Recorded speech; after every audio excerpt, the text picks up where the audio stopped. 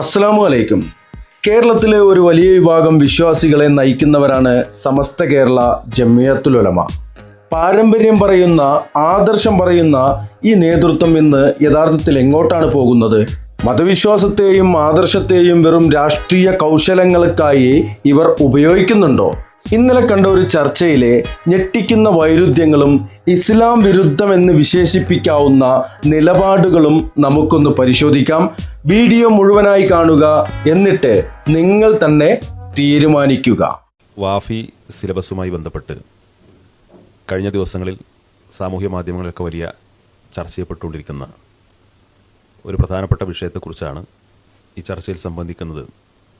SOS Palakkad ജില്ലാ general secretary GM Salahuddin Faizi, SOS സംസ്ഥാന working secretary Abdul Hameed Faizi Ambalakkadavu, Bahrain സമസ്തയുടെ working president VK Kunhi Muhammad Haji, SOS Malappuram west ജില്ലാ സെക്രട്ടറി റാഫി പെരുമുക്ക്, 4 പേരെയും ചർച്ചയിലേക്ക് സ്വാഗതം ചെയ്യുകയാണ്. ഇന്ന് വർഷങ്ങളോളം വാഫി സിലബസിലെ അനുസരിച്ച് അവിടുത്തെ വിദ്യാർത്ഥികൾക്ക് ഇസ്ലാമിക സമൂഹം ചരിത്ര സംഗ്രഹം എന്ന പേരിൽ, ഇസ്ലാമിക് ഹിസ്റ്ററി പഠിപ്പിക്കാൻ എന്ന പേരിൽ ഇതിൻ്റെ 4 വോള്യം വിവിധ സെമസ്റ്ററുകളായി പഠിപ്പിച്ചിരുന്നു എന്ന വളരെ ഞെട്ടിക്കുന്നൊരു വിവരമാണ് അടുത്ത ദിവസം പുറത്തു വന്നത്. സാധാരണ ഇസ്ലാമിക ചരിത്രം നമ്മുടെ അറബിക് കോളേജിൽ പഠിച്ചുകൊണ്ടിരിക്കുന്ന വിദ്യാർത്ഥികളെ പഠിപ്പിക്കുന്നത് സാധാരണയാണ്. മാത്രമല്ല, ചരിത്രം പഠിക്കാനൊക്കെ വിവിധ പുസ്തകങ്ങൾ നിർദ്ദേശിക്കുന്നതും സ്വാഭാവികമാണ്. പക്ഷെ അതിൽ നിന്ന് വ്യത്യസ്തമായി ഈ പുസ്തകങ്ങളുടെ ഒരു പ്രാഥമികമായ വായനയിൽ തന്നെ വളരെ വ്യക്തമായ ചില ബിദഈ ആശയങ്ങൾ, ബിദഈ പ്രസ്ഥാനത്തിൻ്റെ സ്ഥാപകരെയും നേതാക്കളെയുമൊക്കെ പരിചയപ്പെടുത്തുന്ന, പ്രകീർത്തിക്കുന്ന, അവരെ കൂടുതൽ വെള്ളപൂശുന്ന ധാരാളം പരാമർശങ്ങൾ ഈ പുസ്തകത്തിൽ കണ്ടെത്താൻ സാധിച്ചു എന്നാണ് അറിയാൻ സാധിച്ചത്. സ്വാഭാവികമായും അത് സംബന്ധമായിട്ടുള്ള ഒരു വലിയ വിശകലനം അത്യാവശ്യമുള്ള ഒരു ഘട്ടമാണ്. അതുകൊണ്ട് ആ പുസ്തകത്തെക്കുറിച്ച് തുടക്കത്തിൽ ബഹുമാനപ്പെട്ട ഹമീദ് ഫൈസി തന്നെ പറഞ്ഞു തുടങ്ങുന്നതാവും. കേട്ടല്ലോ പ്രിയമുള്ളവരെ, സത്താർ പന്തല്ലൂർ ഇവിടെ വലിയൊരു ആരോപണമായി ഉന്നയിക്കുന്നത് ഒരു ഹിസ്റ്ററി ഗ്രന്ഥത്തെക്കുറിച്ചാണ്. ഇസ്ലാമിക സമൂഹം ചരിത്ര സംഗ്രഹം എന്ന ഗ്രന്ഥം സിലബസിൽ പഠിപ്പിക്കുന്നത് എന്തോ വലിയ അപരാധമായിട്ടാണ് അദ്ദേഹം അവതരിപ്പിക്കുന്നത്. ചരിത്രമെന്നത് വളച്ചൊടിക്കലുകളില്ലാതെ പഠിപ്പിക്കപ്പെടേണ്ട ഒന്നാണ്. എന്നാൽ യഥാർത്ഥ ചരിത്രത്തെ അവർ ഭയപ്പെടുന്നത് എന്തിനാണ്? ഇസ്ലാം വിരുദ്ധമെന്ന് ഇവർ മുദ്രകുത്തുന്ന ഈ പുസ്തകത്തിൽ സത്യത്തിൽ എന്താണുള്ളത്? സ്വയം അജണ്ടകൾക്ക് വിരുദ്ധമായ സത്യങ്ങൾ പുറത്തു വരുമ്പോൾ അതിനെ ആക്ഷേപിച്ച് തള്ളുക എന്നത് ഇവരുടെ സ്ഥിരം ശൈലിയാണ്. നമുക്ക് നോക്കാം എന്താണ് ഇവർ പറയുന്ന ഈ യഥാർത്ഥ ചരിത്രം. അബ്ദുൽ ഹമീദ് ഫൈസി അമ്പലക്കടവ് മൊഴിയട്ടെ. ഈ പുസ്തകം ജസ്റ്റ് കഴിഞ്ഞ ദിവസം ഞാനൊന്ന് ചില വാള്യങ്ങൾ മറിച്ച് നോക്കിയിരുന്നു. ഇന്ന് ഒരു 10-15 മിനിറ്റ് നേരം ഇത് 4 വാള്യവും സംഘടിപ്പിച്ച് ഒന്ന് കണ്ണോടിച്ചപ്പോൾ ഞെട്ടിപ്പിക്കുന്ന അതിഭീകരമായ ചില യാഥാർത്ഥ്യങ്ങളാണ് മനസ്സിലാക്കാൻ സാധിക്കുന്നത്. സമസ്ത കേരള ജമിയത്തുൽ ചരിത്രത്തിൽ സമസ്ത എതിർത്ത പ്രധാനപ്പെട്ട ബിദഈ പ്രസ്ഥാനങ്ങൾ, 1 വഹാബിസമാണ്, മുജാഹിദ് പ്രസ്ഥാനം, 2 ജമാഅത്തെ ഇസ്ലാമി, 3 തബ്ലീഗ് ജമാഅത്ത്. ഈ 3 ബിദഈ പ്രസ്ഥാനങ്ങളിൽ നിന്ന് മുസ്ലിം സമൂഹത്തെ അകറ്റാനും സുന്നത്ത് ജമാഅത്തിലേക്ക് അടുപ്പിക്കാനും അവരുടെ വാദഗതികളുടെ നിരർത്ഥകത മുസ്ലിം സമൂഹത്തെ നിരന്തരം ബോധ്യപ്പെടുത്തിക്കൊണ്ട് മുന്നോട്ട് പോയ സമസ്ത കേരള ജമിയത്തുൽ ഉലമയുടെ സ്ഥാപനങ്ങളിൽ ഈ പുസ്തകങ്ങൾ പഠിപ്പിക്കുന്നു എന്ന് പറയുമ്പോൾ വളരെ അത്ഭുതം തോന്നുന്നു, ആശ്ചര്യം തോന്നുന്നു, വിസ്മയകരമാണ് ഈ സംഭവം.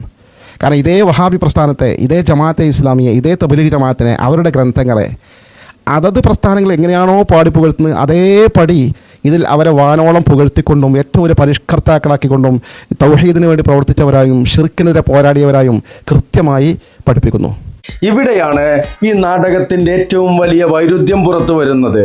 അബ്ദുൽ ഹമീദ് ഫൈസി അമ്പലക്കടവ് ഇവിടെ ആക്ഷേപമായി പറയുന്നത് എന്താണെന്ന് നിങ്ങൾ ശ്രദ്ധിച്ചോ? തങ്ങൾ കാലങ്ങളായി എതിർത്തു വരുന്ന മുജാഹിദ് സലഫി പ്രസ്ഥാനങ്ങളെ ഷിർക്കിനെതിരെ പോരാടിയ തൗഹീദി പ്രസ്ഥാനങ്ങൾ എന്ന് വാഫി സിലബസ് വിശേഷിപ്പിക്കുന്നു പോലും. ഇവിടെ രണ്ട് കാര്യങ്ങളാണ് നമ്മൾ ചിന്തിക്കേണ്ടത്. ഒന്നുകിൽ ഇത്രയും കാലം സമസ്ത പഠിപ്പിച്ചു കൊണ്ടിരുന്ന ചരിത്രം തെറ്റാണെന്ന് അവരുടെ തന്നെ സിലബസ് കമ്മിറ്റി സമ്മതിക്കുന്നു, അല്ലെങ്കിൽ രാഷ്ട്രീയ ലാഭത്തിന് വേണ്ടി സലഫി പ്രസ്ഥാനങ്ങളെ പരോക്ഷമായി പിന്തുണയ്ക്കുന്ന ഒരു പുതിയ ഇസ്ലാം വിരുദ്ധ ശൈലി ഇവർക്കിടയിൽ രൂപപ്പെട്ടിരിക്കുന്നു. ഈ രണ്ടും നിങ്ങൾ പ്രത്യേകം ശ്രദ്ധിക്കുക. പണ്ട് വഹാബികളെ കാണുന്നത് പോലും നിഷിദ്ധമായി പ്രസംഗിച്ചിരുന്ന പണ്ഡിതന്മാരുടെ പിന്മുറക്കാർ ഇന്ന് അതേ പ്രസ്ഥാനങ്ങളെ തൗഹീദി പ്രസ്ഥാനങ്ങൾ എന്ന് സ്വന്തം പാഠപുസ്തകത്തിൽ അച്ചടിച്ചു വരുമ്പോൾ ഉണ്ടാകുന്ന ഈ വെപ്രാളം ഒന്ന് കാണേണ്ടത് തന്നെയാണ്. ഇത് ആദർശത്തിന്റെ കാര്യത്തിലുള്ള ഭയമാണോ, അതോ സമുദായത്തിന് പിന്നിൽ തങ്ങൾ ഇത്രയും കാലം പറഞ്ഞത് കള്ളമാണെന്ന് തെളിയുന്നതിലെ പരിഭ്രാന്തിയാണോ? അടുത്ത ഭാഗം നമുക്ക് കേട്ടു നോക്കാം. ഇതാരെയാണ് പഠിപ്പിക്കുന്നത്? 10ാം ക്ലാസ് കഴിഞ്ഞ് ശുദ്ധമായ മനസ്സോടുകൂടി പഠിക്കാൻ പാകപ്പെട്ട മനസ്സുകളുമായി സമസ്തയുടെ സ്ഥാപനങ്ങളെന്ന് പേരിൽ അറിയപ്പെട്ട വാഫി സ്ഥാപനങ്ങൾ പോയി പഠിക്കുന്ന ആൺകുട്ടികളും പെൺകുട്ടികളും പഠിക്കുന്നത് ഈ ആശയങ്ങളാണ്. ഇത് മാത്രമാണെങ്കിൽ ആരും ശ്രദ്ധിക്കില്ല. കാരണം അത് വഹാബി പ്രസ്ഥാനത്തിൻ്റെ പുസ്തകമാണ്, ജമാഅത്തിൻ്റെ പുസ്തകമാണ്. പക്ഷേ ഇസ്ലാമിക ചരിത്രം എന്ന പേര് ഓമന പേരിട്ടിട്ട് ഈ കുട്ടികൾക്ക് വിശാലമായ വായനക്കും സിലബസിൽ ഉൾക്കൊള്ളിച്ച് പരീക്ഷ നടത്തി പിരീഡ് അനുവദിച്ച് പഠിപ്പിച്ചുകൊണ്ടിരിക്കുമ്പോൾ സ്വാഭാവികമായും നല്ല ഒഴുക്കിൽ വായിച്ചു പോകുന്ന കൂട്ടത്തിലാണ് ഈ വിഷം കയറ്റിക്കൊണ്ടിരിക്കുന്നത്. അതിഭീകരമായ യാഥാർത്ഥ്യം ബോധ്യപ്പെട്ടിരിക്കുന്നത്. ഇത് വിശദമായി വായിച്ചു നോക്കേണ്ടതുണ്ട്. വാഫി പ്രസ്ഥാനത്തെ പഴയകാല പോലെ എതിർത്താൽ പോരാ എന്നാണ് കാര്യം നമുക്ക് മനസ്സിലാക്കി തരുന്നത്. കുറച്ച് ഗൗരവമാണ് വിഷയം. ശ്രദ്ധിക്കുക പ്രിയമുള്ളവരെ, സ്വന്തം സമുദായത്തിലെ കുട്ടികൾ പഠിക്കുന്ന ഒരു സിലബസിനെയാണ് ഇവർ വിഷം എന്ന് വിശേഷിപ്പിക്കുന്നത്. വഫിയ സിലബസ് തയ്യാറാക്കിയത് ഇവരിൽ ഒരാളായ അബ്ദുൽ ഹക്കീം ഫൈസി ആദർശേരിയെ പോലെയുള്ള പണ്ഡിതന്മാരാണ്. ഒരു പണ്ഡിതൻ തയ്യാറാക്കിയ സിലബസ് മറ്റൊരു പണ്ഡിതന് വിഷമായി മാറുന്നു. ആഹാ, എന്ത് സുന്ദരമായ വിരോധാഭാസം! ഇവിടെയാണ് സമസ്തയുടെ ഏറ്റവും വലിയ തകർച്ച നാം കാണുന്നത്. ഇസ്ലാമിക ചരിത്രം പഠിപ്പിക്കുന്നത് ഇവർക്ക് വിഷമാകുന്നത് എന്തുകൊണ്ടാണ്? ആ ചരിത്രം പഠിച്ചാൽ വിദ്യാർത്ഥികൾ ചോദ്യങ്ങൾ ചോദിക്കുമെന്നും ഇവർ പടുത്തുയർത്തിയ പല അന്ധവിശ്വാസങ്ങളും പൊളിഞ്ഞു വീഴുമെന്നും ഇവർ ഭയപ്പെടുന്നു. അതല്ലേ പ്രിയമുള്ളവരെ ഈ 4-5 ഇരുന്ന് വിയർപ്പൊഴുക്കുന്നതിന്റെ യാഥാർത്ഥ്യം? എതിർക്കാതെ നിവൃത്തിയില്ല എന്ന് അബ്ദുൽ ഹമീദ് ഫൈസി പറയുമ്പോൾ അത് സത്യത്തോടുള്ള എതിർപ്പായിട്ടാണ് നമുക്ക് അനുഭവപ്പെടുന്നത്. വൈജ്ഞാനിക വിപ്ലവങ്ങളെ വിഷം എന്ന് മുദ്രകുത്തി തളച്ചിടാൻ നോക്കുന്നത് ഇസ്ലാമികമാണോ, അതോ വെറും സംഘടനാ താല്പര്യമാണോ? നമുക്ക് അടുത്ത ഭാഗത്തേക്ക് കടക്കാം. അവിടെ അവർ കൂടുതൽ സ്വയം തുറന്ന് കാട്ടുന്നത് നമുക്ക് കാണാവുന്നതാണ്.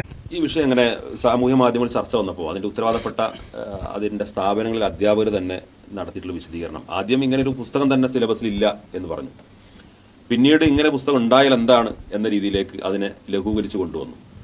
പിന്നീട് ഇത്തരം നിസ്സാരമായ കാര്യങ്ങളൊക്കെയാണോ വാഫി സംവിധാനത്തെ വിമർശിക്കാൻ വേണ്ടി ഉയർത്തിപ്പിടിക്കേണ്ടത് എന്ന രീതിയിൽ അതിനെ വ്യാഖ്യാനിച്ചുകൊണ്ടിരിക്കുകയാണ്. സത്യത്തിൽ ഈ പുസ്തകം പഠിച്ച ധാരാളം വിദ്യാർത്ഥികൾ ഞങ്ങളത് പഠിച്ചിട്ടുണ്ട്, ഞങ്ങൾ ആ പുസ്തകം വിലക്ക് വാങ്ങിയിട്ടുണ്ട്. അത് സംബന്ധമായിട്ടുള്ള പുതിയ പുതിയ വിശദീകരണങ്ങൾ അത് പഠിച്ച വിദ്യാർത്ഥികൾ തന്നെ ഇപ്പോൾ പുറത്തു വിട്ടുകൊണ്ടിരിക്കുകയാണ്. ഉറപ്പായിട്ടും ആ രീതിയിലുള്ള ഒരു സിലബസിൽ ആ പുസ്തകം ഉൾപ്പെടുത്തി അത് പഠിപ്പിച്ചുകൊണ്ടിരിക്കുന്നു എന്നത് അവിടെ പഠിച്ച വിദ്യാർത്ഥികൾ തന്നെ ഇപ്പോൾ പരസ്യമായിട്ട് പറഞ്ഞുകൊണ്ടിരിക്കുന്ന ഒരു കാഴ്ചയാണ് കണ്ടുകൊണ്ടിരിക്കുന്നത്.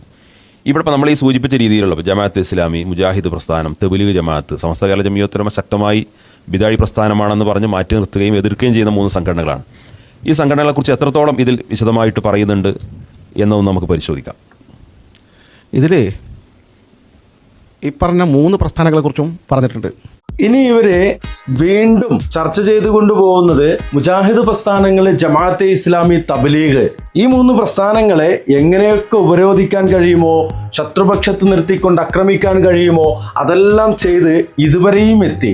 ഇനി നമ്മുടെ തന്നെ സിലബസില് അവർ പറഞ്ഞിരുന്നത് യാഥാർത്ഥ്യമാണ് എന്ന് പറയുമ്പോൾ ഒരു നൂറ്റാണ്ടോളമായിക്കൊണ്ട് ആക്രമിച്ചുകൊണ്ടിരുന്ന, ആക്ഷേപിച്ചുകൊണ്ടിരുന്ന, ഉപരോധങ്ങൾ കൊണ്ട് ഇല്ലായ്മ ചെയ്യാൻ ശ്രമിച്ചിരുന്ന ആ സംഘടനകളെ കുറിച്ചാണ് ഈ പറഞ്ഞുകൊണ്ടിരിക്കുന്നത് എന്നുള്ള ആ ഒരു നഗ്ന സത്യം, അതാണ് ഇവരെ അങ്കലാപ്പിലാക്കുന്നത് എന്ന് അവരുടെ വാക്കുകളിൽ നിന്ന് മനസ്സിലാക്കാൻ കഴിയും.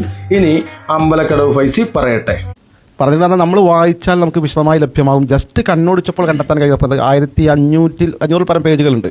അത് വായിക്കണം, ടൈം എടുക്കും നമുക്ക്. പക്ഷേ ചെറിയ സമയത്തിന് കിട്ടിയ ചില കാര്യങ്ങളാണ് സലാത്ത് വൈസി വായിക്കുന്നുണ്ടോ? ഇതിലെ രണ്ടാം ഭാഗം 502 പേജിൽ മുഹമ്മദ് ബിൻ അബ്ദുൽ വഹാബ് എന്ന ഒരു സബ് ഹെഡിങ് കൊടുത്തുകൊണ്ടാണ് പറയുന്നത്. മുഹമ്മദ് ബിൻ അബ്ദുൽ വഹാബിനെ കുറിച്ച് വിശദീകരിക്കുകയാണ്. വഹാബി സ്ഥാപകനായ മുഹമ്മദ് ബിൻ അബ്ദുൽ വഹാബ്, അദ്ദേഹത്തിന് ചേർത്താണ് ഇവരെ വഹാബികൾ എന്ന ആദ്യകാലത്ത് പറയുന്നത്. പിന്നീട് സലഫികൾ എന്ന പേര് വന്നു, പിന്നെ കേരളത്തിൽ മുജാഹിദുകൾ എന്ന പേര് വന്നു. പേരുകൾ മാറി മാറി സ്വീകരിക്കും, അതൊക്കെ ഓരോ തന്ത്രത്തിന്റെ ഭാഗമാണ്. അബ്ദുൽ ഹമീദ് ഫൈസി അമ്പലക്കടവിന്റെ പുതിയ സിദ്ധാന്തങ്ങളും കണ്ടെത്തലുകളുമാണ് അവിടെ പറഞ്ഞത്. വഹാബി പ്രസ്ഥാനത്തിന്റെ സ്ഥാപകൻ മുഹമ്മദ് ബിൻ അബ്ദുൽ വഹാബ് ആണ് എന്ന് പറഞ്ഞ് പിന്നീട് പറയപ്പെടുന്നത് സലഫി പ്രസ്ഥാനങ്ങൾ എന്നുള്ളതാണ്. പിന്നെ മുജാഹിദ് എന്ന് പറയപ്പെട്ടു. എൻ്റെ പൊന്നാര അമ്പലക്കടവ് ഫൈസിയെ, വഹാബി പ്രസ്ഥാനത്തിന്റെ സ്ഥാപകൻ ആണ് മുഹമ്മദ് ബിൻ അബ്ദുൽ വഹാബ് എന്ന് താങ്കൾ പറയുമ്പോൾ വഹാബി പ്രസ്ഥാനം എന്നൊരു പ്രസ്ഥാനം ഈ ലോകത്ത് എവിടെയെങ്കിലും ഉണ്ടോ? പിന്നെ നിങ്ങളുടെ പിത്തലാട്ടങ്ങൾക്കെതിരെ, ഇൻദാസുകൾക്കെതിരെ, നിങ്ങളുടെ ബിദ്അത്ത് പ്രചരണങ്ങൾക്കെതിരെ, നിങ്ങളുടെ കള്ള പ്രചരണങ്ങൾക്കെതിരെ ആരെങ്കിലും എന്തെങ്കിലും പറഞ്ഞാൽ അവനൊക്കെ വഹാബിയാണ്, അവനെയൊക്കെ നിങ്ങൾ വഹാബിയാക്കാറുണ്ട്. എന്നാൽ ലോകത്ത് എവിടെയെങ്കിലും വഹാബി പ്രസ്ഥാനം എന്ന് പറഞ്ഞൊരു പ്രസ്ഥാനം ഉണ്ടോ? അമ്പലക്കടവൻ ഫൈസി പറയുന്ന സലഫികൾ എന്നുള്ളത്, സലഫു സ്വാലിഹീങ്ങളെ പിന്തുടരുന്നവരെല്ലാം സലഫികളാണ്.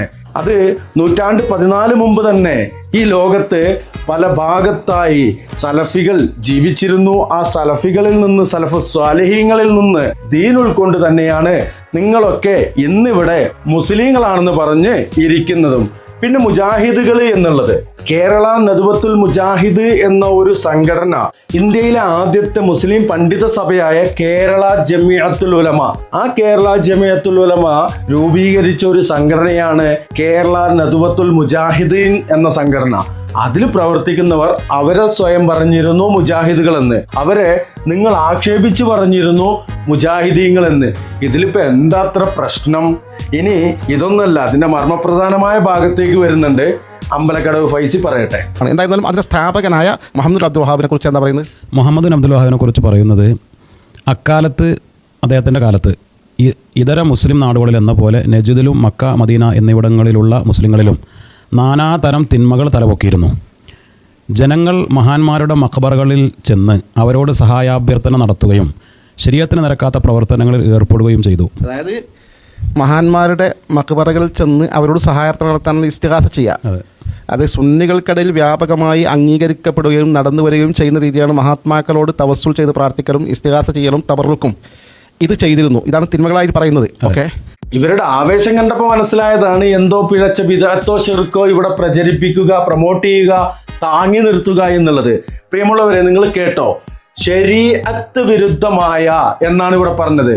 ഈ മുസ്ലിയാക്കന്മാർക്ക്, ഈ സമസ്തക്കാർക്ക് അറിയാത്തൊരു കാര്യമുണ്ട്. ശരീഅത്തിന് വിരുദ്ധം അല്ലാത്തവരോട് വിളിച്ച് പ്രാർത്ഥിക്കലാണ്.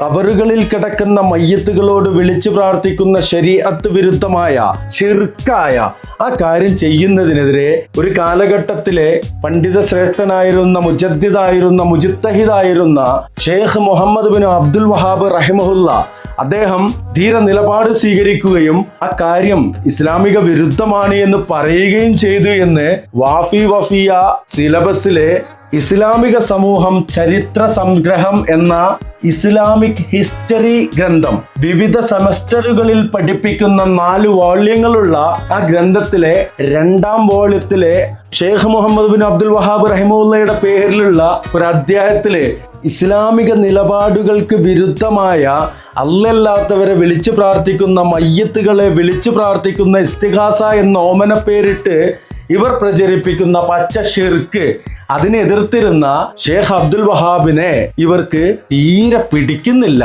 അതാണ് അതിൻ്റെ ഒരു ഇത് എന്നുള്ളതാണ്. എന്തായാലും അവര് പറയട്ടെ, നമുക്ക് കേൾക്കാലോ, പഠിക്കാൻ നല്ലതാണ്. വിദ്യാഭ്യാസം പൂർത്തിയാക്കിയ ശേഷം മുഹമ്മദ് ബിൻ അബ്ദുൽ വഹാബ് ഈ തിന്മകളും ബിദ്അത്തുകളും അവസാനിപ്പിക്കുന്നതിന് വേണ്ടി രംഗത്തിറങ്ങി. അദ്ദേഹം ജനങ്ങളെ ഖുർആനിലേക്കും സുന്നത്തിലേക്കും ക്ഷണിച്ചു. യഥാർത്ഥ തൗഹീദിന്റെ സന്ദേശം അവരെ കേൾപ്പിച്ചു. അപ്പോൾ ഇതന്നെയല്ലേ നമ്മൾ വഹാബികൾ പറയുന്നത്? ഈ തിന്മകൾക്കെതിരെ, ഈ ബിദ്അത്തുകൾക്കെതിരെ വിദ്യാഭ്യാസം പൂർത്തിയാക്കിയ ശേഷം ശക്തമായി അദ്ദേഹം രംഗത്ത് വന്നു. അദ്ദേഹം എന്ത് ചെയ്തു? യഥാർത്ഥ തൗഹീദിലേക്ക് ആളുകൾ ക്ഷണിച്ചു. യഥാർത്ഥ തൗഹീദിലേക്ക് ക്ഷണിക്കുന്ന ആളാണ് മുഹമ്മദ് അബ്ദുൽ വഹാബ് എന്നാണ് പുസ്തകത്തിലൂടെ പഠിക്കുന്ന കുട്ടികൾ മനസ്സിലാക്കി. പ്രിയമുള്ളവരെ, ഇനി ഞാൻ കൂടുതൽ പറയേണ്ടിയില്ല.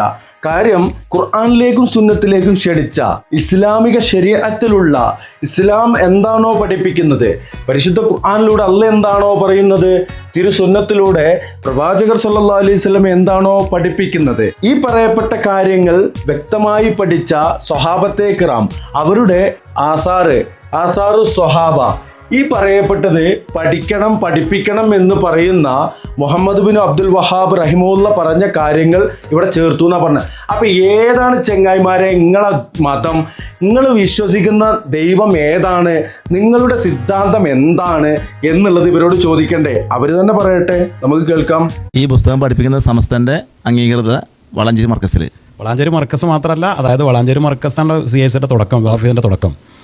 അതിൻ്റെ കീഴിലുള്ള കുട്ടികളൊക്കെ ആ കാലത്ത് പഠിച്ച എല്ലാ ആളുകളും ഇതാ പഠിച്ചത്. ആ കാലഘട്ടത്തിൽ എന്ന് പറഞ്ഞാൽ പോരാ, ഇന്നലെ എനിക്ക് ഒരുപാട് വാഫികൾ മെസ്സേജ് അയച്ചു. ഇപ്പോൾ ഉദാഹരണം, എൻ്റെ മോള് വഫിയാണ്, എൻ്റെ മോന് വാഫിയാണ്. അവർ വ്യത്യസ്ത കാലഘട്ടങ്ങളാണ് പഠിക്കുന്നത്, അവരൊക്കെ ഇത് പഠിച്ചിട്ടുണ്ട്. എനിക്കിന്നലെ ഒരുപാട് ആളുകൾ മെസ്സേജ് അയച്ചു. നമ്മൾ സമസ്ത വാഫി കൂട്ടായ്മ ഉണ്ടല്ലോ, അവരിൽ ഓരോരുത്തരും ഈ പുസ്തകം ഓരോ കാലഘട്ടത്തിൽ വളാഞ്ചേരി മർക്കസിൽ നിന്ന് വാങ്ങിക്കൊണ്ടുപോയതും അതിൻ്റെ ബില്ലും പുറത്തുനിന്ന് വാങ്ങിയതിൻ്റെ ബില്ലും പിന്നെ എല്ലാ കാലഘട്ടങ്ങളും പറയുമ്പോൾ തന്നെ ഇവർ പറഞ്ഞ 2005 മുമ്പ് പഠിപ്പിച്ച പുസ്തകങ്ങളൊക്കെ പറയാം. വെറുതെ ആളുകൾ തെറ്റിദ്ധരിപ്പിക്കുകയാണ്. വളരെ കൃത്യമായി ഈ പുസ്തകങ്ങൾ ഒരുപാട് കാലഘട്ടങ്ങൾ ഒരുപാട് ബാച്ചുകൾ പഠിച്ചിട്ടുണ്ട്. അത് വളാഞ്ചേരി മർക്കസിൻ്റെ ആസ്ഥാന എല്ലാ വാഫി കോളേജുകളുടെ സിലബസാണ്, വാഫി കോളേജുകളുടെ സിലബസിലാണുള്ളത്. ഇത്രയും ഗൗരവമായ ഒരു വിഷയമല്ലേ? അല്ല, മുജാഹിദ് പ്രസ്ഥാനത്തെ നമ്മളിവിടെ എതിർക്കുന്നത്, നമ്മുടെ സമസ്തകാല ജമിയത്തുലുമ വർഷങ്ങൾക്ക് മുമ്പ് പോലെ സ്ഥിരമായിട്ട് എതിർത്ത് വരുന്നതിൻ്റെ പ്രധാനപ്പെട്ട സംഗതി ഈ വഹാബി ആശയ പ്രചരണത്തിനെതിരെയാണ്. സമസ്ത ഉണ്ടാക്കിയത് പോലും അത്തരമൊരു ആശയത്തെ പ്രതിരോധിക്കാൻ വേണ്ടിയിട്ടാണ്. ആ മുഹമ്മദ് അബ്ദുൽ വഹാബിനെ പ്രകീർത്തിക്കുന്ന അദ്ദേഹം ഒരു വലിയ തൗഹീദ് പ്രചാരകനാണ് എന്ന് 10ാം ക്ലാസ് കഴിഞ്ഞ കുട്ടികളെ മുമ്പിലാണ് അത് വായിക്കാൻ പഠിപ്പിക്കുന്നു, അതിനെ അടികരിച്ചുള്ള പരീക്ഷകൾ നടത്തുന്നു. ആ രീതിയിലുള്ള ഒരു പുസ്തകം സിലബസിൽ പെടുത്തി എന്നുള്ളതാണ് ഗൗരവതരമായിട്ടുള്ള വിഷയം. രണ്ടാമത്തെ ഒരു ഭാഗം, ഇതേപോലെ തന്നെ നമ്മൾ സമസ്ത വിമർശിക്കുന്ന മറ്റൊരു സംഘടന, സമസ്ത മാത്രമല്ല ഇന്ന് കേരളീയ പൊതുസമൂഹത്തിലൊക്കെ വലിയ ചർച്ച ചെയ്യപ്പെടുന്ന അപകടകരമായ ആശയങ്ങൾ പ്രചരിപ്പിക്കുന്നു എന്ന് കേരളത്തിലെ പൊതുസമൂഹം തന്നെ തിരിച്ചറിഞ്ഞൊരു പ്രസ്ഥാനമാണ് ജമാഅത്തെ ഇസ്ലാമി. ആ ജമാഅത്തെ ഇസ്ലാമിയെക്കുറിച്ച് ഈ പുസ്തകത്തിൽ പരാമർശിക്കുന്ന കാര്യങ്ങൾ നമുക്കൊന്ന് പരിശോധിക്കാം. കേട്ടല്ലോ, വളാഞ്ചേരി മർക്കസിലൂടെ വാഫിയയിലെ കുട്ടികൾക്ക് പഠിപ്പിച്ചു കൊടുക്കുന്നത് യഥാർത്ഥ ദീനാണ്, യഥാർത്ഥ ഇസ്ലാമാണ് എന്നുള്ളതാണ് ഈ സാധുക്കളുടെ പ്രശ്നം. ഇവർ ഇത് എന്തിനു വേണ്ടിയാണ് ഈ പെടാപ്പാട് പെടുന്നത് എന്നുള്ളത് മനസ്സിലാക്കുക. ഇവരുടെ പ്രശ്നം വഹാബി മൗദൂദി എന്ന് മാത്രമല്ല, രാഷ്ട്രീയ ലാഭത്തിന് വേണ്ടി ചില ആളുകൾക്ക് രാഷ്ട്രീയ പിടുവേല ചെയ്യുന്ന പിണിയാളുകളായി പിമ്പുകളായി മാറിയിരിക്കുന്ന ഈ ആളുകളെ തിരിച്ചറിയേണ്ടതുണ്ട്. ഇത് രാഷ്ട്രീയ താല്പര്യം മുൻനിർത്തി മാത്രമാണ്. നമ്മൾ ഇന്നലെ കണ്ടതാണ് സംഘപരിവാറിന് ഓശാന പാടുന്ന ചില സക്കാഫിമാരെയും അഹ്സനിമാരെയും. അതുപോലെ ഇത് മറ്റൊരു കുഫറിന്റെ ഭാഗമായി നിലകൊള്ളുന്ന രാഷ്ട്രീയ നിലപാടുകൾക്ക് ഓശാന പാടുന്ന ഫൈസിമാരെയാണ് നമ്മളിപ്പോൾ കണ്ടുകൊണ്ടിരിക്കുന്നത്. ഈ ഉമ്മത്തിനെ വഴികേടിലാക്കുന്നവർക്കെതിരെ ഈ ഉമ്മത്ത് തന്നെ നിലകൊള്ളേണ്ട, നിലപാട് സ്വീകരിക്കേണ്ട ഒരു സാഹചര്യത്തിലൂടെയാണ് നാം കടന്നുപോയിക്കൊണ്ടിരിക്കുന്നത്. ജമാഅത്തെ ഇസ്ലാമി എന്ന ഇസ്ലാമിക പ്രസ്ഥാനത്തിൻ്റെ ഒരു റാത്തൽ ഇറച്ചിക്ക് വേണ്ടിയുള്ള കടിപിടി കൂടലാണ് അടുത്ത എപ്പിസോഡിലൂടെ അല്ലെങ്കിൽ അടുത്ത ഈ വീഡിയോയുടെ 2ാം ഭാഗത്തിലൂടെ തുടങ്ങാൻ ഉദ്ദേശിക്കുന്നത്. ഈ 1ാം ഭാഗം ഇവിടെ അവസാനിപ്പിക്കുന്നു.